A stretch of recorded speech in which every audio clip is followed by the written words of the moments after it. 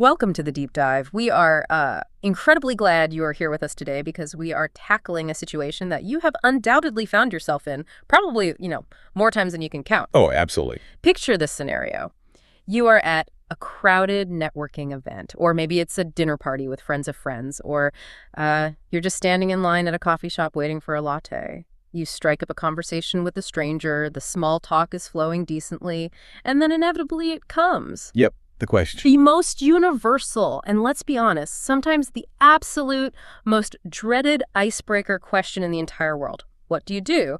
It sounds so incredibly simple on the surface, but condensing your entire professional identity, the reality of your daily grind, and your long-term career aspirations into a few casual, engaging sentences, that is actually a monumental task. It really is. It's a deceptively simple question that carries a massive amount of, well, psychological and social weight.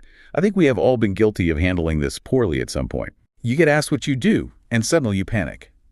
Either you give a blunt one-word answer that completely kills the conversation dead in its tracks, or There you swing to the exact opposite extreme. exactly, you start rambling on for 5 straight minutes, delivering this dense monologue about quarterly deliverables and cross-functional synergy, while the other person looks desperately for an exit. That is the exact trap so many professionals fall into. We get so bogged down in the complexity of our own industries that we forget how to actually tell a story.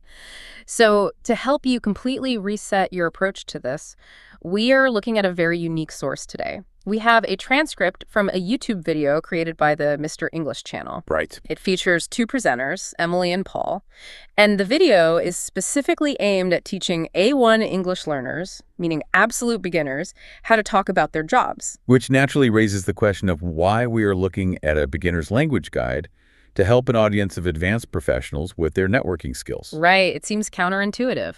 It does. But that is the entire mission of this deep dive. We are constantly surrounded by high-level corporate jargon. What this source does is strip all of that away. It provides a brilliant foundational masterclass in professional storytelling. By looking at the core building blocks that Emily and Paul lay out for beginners, we can actually reverse engineer a much more compelling structured narrative about our own careers. It's about unlearning the bad habits we've picked up and getting back to the basics. To see how this works, we have to look at the foundation they build right out of the gate, establishing a core identity. Yeah. Emily and Paul start with how people traditionally introduce themselves. They give these incredibly clear noun-based examples. You can say, I'm a teacher, or I work as a designer. Yep. Or if you want to focus on the organization rather than the specific role, you say, I work for a marketing agency. Okay, let's unpack this, because they also introduce the phrase, I'm self-employed. I love how they handle that one. Me too. And they define that simply as being your own boss. That is such a fascinating, empowering way to frame it right from the start. And just to give you some context on our guides through this material, Emily notes that she is a presenter for the channel and a content creator, while Paul is an English teacher. And sometimes Emily is self-employed, meaning she gets to be her own boss. Defining self-employment as being your own boss instantly communicates autonomy. It bypasses the need to explain a complex freelance structure and goes straight to the core benefit. But the most crucial pivot Emily and Paul make happens right after establishing that initial title. Moving to the action. Yes. A title like content creator or teacher is static. It only gives the listener a vague category. The real clarity, the part that actually engages the person you are talking to, comes when you transition into action statements. They introduce phrases like, I manage social media, or I help customers, or I am responsible for planning the classes. That transition from a static noun to an active verb is vital. Saying, I am responsible for, is a remarkably commanding phrase. It shows real ownership. It does. And they take it a step further by introducing an incredibly strategic tool for isolating your primary focus. They suggest using the phrase, my main task is. For example, Paul says his main task is to make learning English fun. Which is a great hook. It is. Think about the psychology of that for a second. By stripping away all the secondary administrative duties and focusing the conversation on that one central mission, he gives the listener an immediate, memorable takeaway. That is a surprisingly sharp pivot. My main task is forces you to instantly filter out the 80% of your job that is just answering emails or sitting in meetings and focus entirely on the 20% that actually matters. Once you have established that clear identity and that main task, Emily and Paul suggest grounding the conversation in reality by painting a picture of your routine. Grounding it is key. And the phrase they use to introduce this is perfect. A typical day at work looks like. It immediately moves the conversation from the abstract into the tangible. It invites the listener to visualize your reality. Exactly. And they detail the standard schedule that anchors so many people's lives, starting at 9 a.m. and finishing at 5 p.m. They break down a classic morning start that everyone can visualize. Checking emails and attending a short meeting, followed by working on those main tasks until lunch. They also provide Paul's specific routine as a real-world example, right? They do. Every morning, Paul plans his lessons. Then he teaches his students, he eats lunch, and after lunch, he teaches more classes or has meetings with other teachers. He wraps up his workday around 4 p.m. It's a very clean, structured look at how a day unfolds. But there is a subtle brilliance in what they choose to include in that routine. The breaks. Exactly, the breaks. It is so easy, especially when we're trying to sound important, to only list the heavy lifting tasks we complete. We want to sound busy. But Emily points out the absolute necessity of mentioning breaks within that routine, things like having lunch with colleagues at 1 p.m. or taking a short afternoon coffee break. Mentioning a coffee break in a networking pitch might feel counterintuitive to some people. You might think, shouldn't I be talking about the big project I just launched? You would think so. But constantly listing achievements sounds robotic. Mentioning those breaks humanizes the routine. It reminds the person standing across from you that you are an actual human being who needs caffeine and social interaction, not just a relentless productivity machine. It adds color and a sense of shared human experience that a rigid list of tasks completely lacks. Which naturally leads us to consider where all this work and coffee drinking is actually taking place. Here's where it gets really interesting. The source highlights the massive shift in modern work locations, proving that this A1 curriculum is remarkably up to date. It really is current. They don't just default to the classic downtown office. Emily and Paul talk about working remotely from home, which they both do sometimes to manage their channels. They bring up hybrid setups where you split your time between your house and an office building. And they even make sure to highlight working outdoors, specifically pointing out roles like a construction worker or a park ranger. That inclusivity regarding different environments is essential because the physical location dictates so much of the workplace atmosphere. A park ranger's ecosystem is fundamentally different from a remote software developer's. They use this to contrast the formal workplace with the informal one. Right, the suit versus jeans debate. Exactly. A formal workplace, in their framework, is defined by wearing a suit and having many rules. An informal workplace is relaxed, where you can wear comfortable clothes, like jeans. Both Emily and Paul note that their particular setup is informal and they heavily prefer wearing comfortable clothes. But the ecosystem is about so much more than whether you are wearing a suit or a pair of jeans. It ultimately comes down to the people occupying that space. What's fascinating here is how seamlessly they connect the physical work environment to the human element. The way you describe your professional relationships defines your ecosystem just as much as your zip code. They suggest using descriptions like saying your coworkers are very friendly, or that the culture is based on helping each other. They even use the phrase that a small team can feel like a family. That brings a tremendous amount of warmth to the narrative. And to really cement this idea of the ecosystem, Emily and Paul introduce a specific set of workplace vocabulary. Rather than just reading off a dictionary list, it is worth looking at why these specific words were chosen for an absolute beginner. It's a very curated list. It is. If you think about it, out of all the complex corporate jargon out there, the curriculum boils the entire professional ecosystem down to just 7 core concepts. It is like an anthropological snapshot of modern work culture. They don't teach words like synergy or stakeholder. They start with open space. They define this as a big office room with many desks and no separate rooms. Teaching that to a beginner highlights how the physical removal of walls has become a universal pillar of how we operate, fundamentally changing visibility and collaboration. Next on their list is deadline, which is finishing something by a specific time. And they make sure to note that deadlines can be very stressful sometimes. Introducing that as a foundational word proves that the stress of time management is a universally understood language, no matter what industry you are in.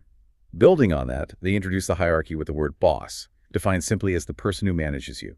Then they balance that with coworker, your colleague, the person you work alongside. And they look outward with the word client, defining it as a customer or the company you work for. They also include team, a group of people working together on a project.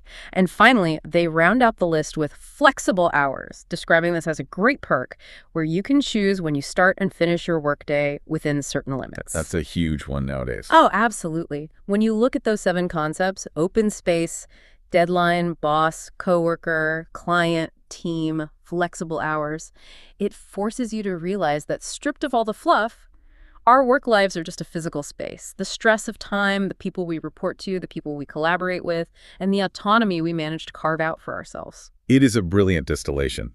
But simply outlining the environment and the routine isn't enough for a compelling conversation. You have to connect those facts to how you actually feel about them. The most memorable conversations are the ones that have an emotional arc. And that brings us to the deeply personal aspect of job satisfaction. Emily and Paul really encourage diving into why you like a job. You don't just stand there and say, I like it. You have to use descriptive words that invite a follow-up question. You say the work is creative, or that it is challenging, or you simply enjoy it because the people are nice. And they walk the walk here, too. They do. To model this, they share their own specific likes and dislikes, and they get surprisingly vulnerable. Vulnerability is a powerful networking tool. Paul, for instance, shares that he loves teaching because it is incredibly rewarding to see students learn and progress.